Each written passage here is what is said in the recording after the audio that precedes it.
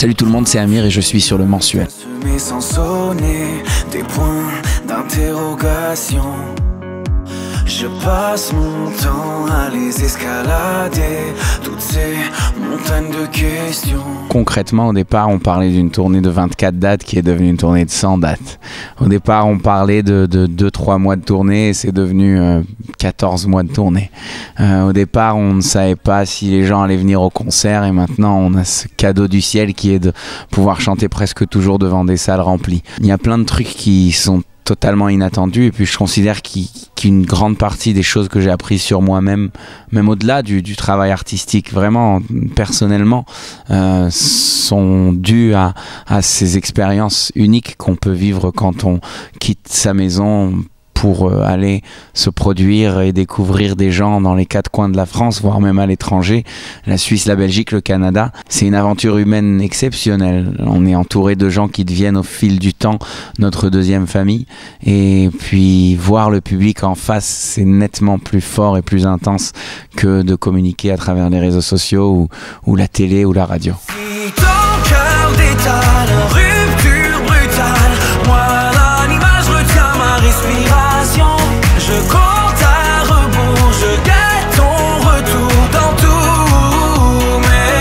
tous mes états d'amour.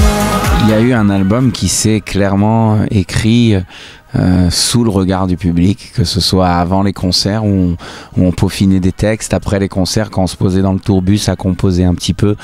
C'est un album qui, même si c'est pas un album de live ou de tournée, la tournée y a pris une part psychologiquement très importante, et le fait de savoir à qui je m'adresse, de revenir au studio rempli des émotions des quelques dates qui viennent de passer.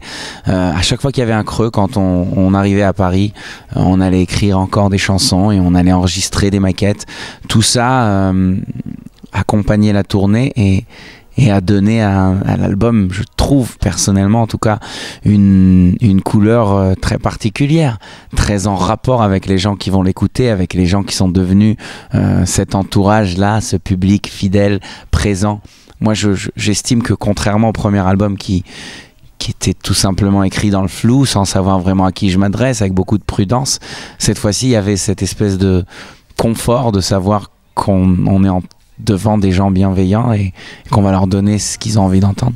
Je ne squatterai plus les rues de ma peine quand je suis perdu. Je veux que tu me ramènes, je veux qu'on aille bien, je veux qu'on aille loin et qu'on traîne.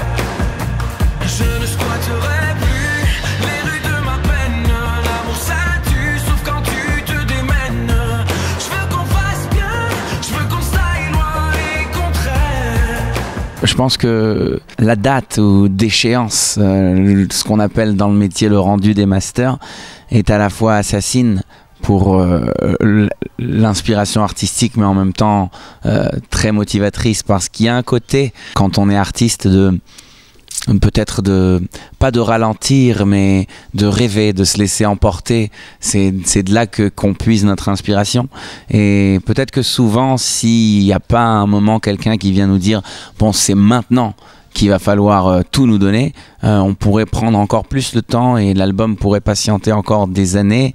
Donc je suis content qu'au départ on nous a laissé libre cours, puisque c'était nous qui avons pris l'initiative d'écrire un album au début, et puis dès que la maison de disques a écouté les premières maquettes, ils ont dit cet album il faut qu'on le sorte vite. Donc ça nous a énormément complimenté, ça nous a flatté, et puis maintenant quand on savait qu'il y avait une date, on a commencé à travailler d'arrache-pied, à foncer pour atteindre la date. Jusqu'à la dernière seconde, il y avait encore des petits peaufinements et des rectifications, mais on a réussi à tenir la deadline comme il faut.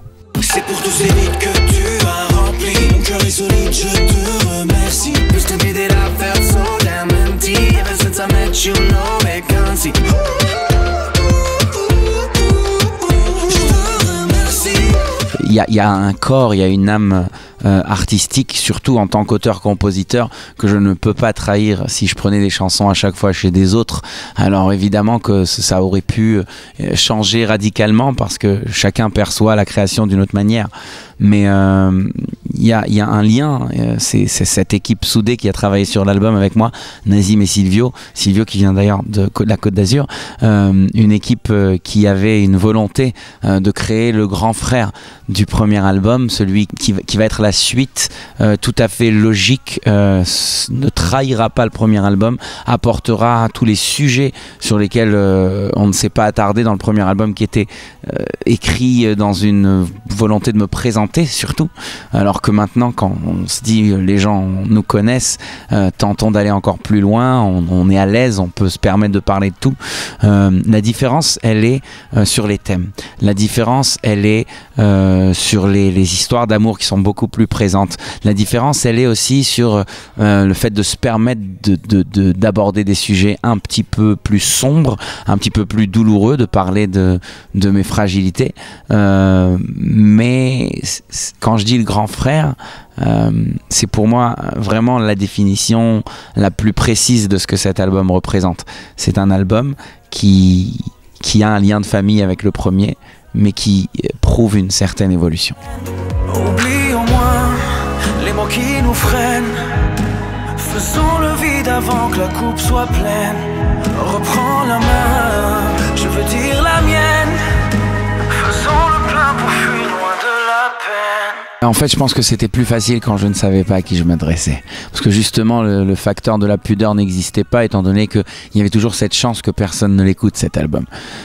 Sur le second, je me livre peut-être un peu moins sur mon intimité, mais beaucoup plus sur mes convictions sur ce monde. Et je pense que ces deux albums doivent réellement être écoutés à la suite, ou en tout cas sans attendre beaucoup entre les deux, parce qu'il y a une complémentarité absolue. J'ai vraiment eu cette sensation de compléter toutes ces choses que j'ai pas pu aborder sur le premier album. Addiction.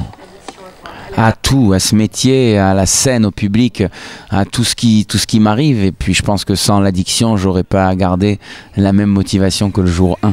Je ne squatterai plus les rues de ma peine. Quand je suis perdu, je veux que tu me ramènes. Je veux qu'on aille bien, je veux qu'on aille loin et qu'on traîne. Je ne squatterai plus les rues de ma peine. L'amour ça tue, sauf quand tu te démènes. Je veux qu'on fasse bien, je veux qu'on s'aille loin et qu'on traîne. Un break, on va faire un petit break, qui sera dédié à la conception d'un nouveau spectacle qui redémarrera au printemps avec les titres du nouvel album.